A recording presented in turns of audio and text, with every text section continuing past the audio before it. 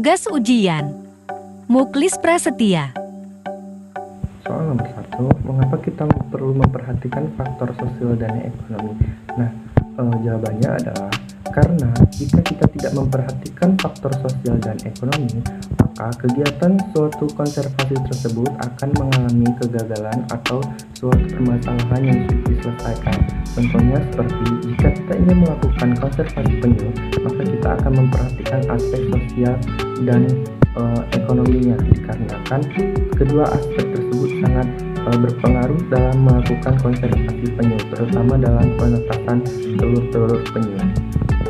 Nomor 2, untuk mengetahui status konservasi suatu organisme, pihak IUCN menetapkan 3 kategori konservasi, yaitu yang pertama Appendix 1, Appendix 2, dan Appendix 3 yang perlu diperlakukan dalam penelitian tentang penentuan status konservasi suatu organisme yang dilakukan, yaitu dengan cara memperhatikan jenis spesies. Nah, jenis spesies tersebut dilihat dari status spesiesnya, di mana terdapat 5 status spesies. Yang pertama itu punah, di mana spesies tersebut tidak terdapat lagi dan ditemukan lagi. Dan selanjutnya itu ada genting, di mana jenis spesies tersebut kemungkinan tinggi mengalami kepunahan.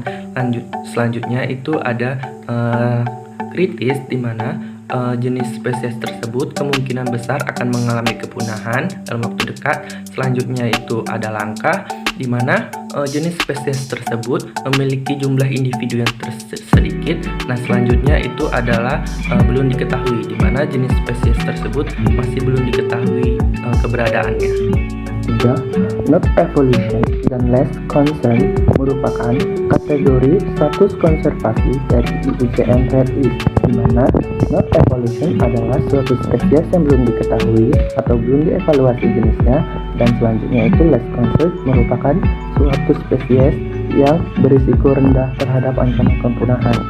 Faktor yang mempengaruhi terjadinya not evolution dan less concern dipengaruhi diantaranya adalah yaitu perburuan secara ilegal dan bebas. Nah, selanjutnya yaitu perdagangan atau impor ekspor yang terlalu melebihi kapasitas yang ditentukan oleh pemerintah sekitar. Nomor 4, komponen yang perlu diperhatikan dalam melakukan sebuah pemetaan suatu wilayah konservasi. Yang pertama yaitu menentukan komponen luas suatu daerah yang akan dilakukan pemetaan suatu kawasan konservasi. Selanjutnya yaitu adalah menentukan zona inti, di mana zona inti tidak diperbolehkan melakukan aktivitas, di mana zona tersebut dilakukan suatu tempat konservasi hewan yang dilindungi. Selanjutnya yaitu ada zona perikanan berkelanjutan, di mana zona tersebut diperbolehkan melakukan aktivitas, namun aktivitas yang diperbolehkan terbatas. Nah, selanjutnya yaitu ada zona penyangga, di mana zona tersebut dibentuk untuk mengatasi gangguan-gangguan di sekitarnya, terutama gangguan pada zona inti.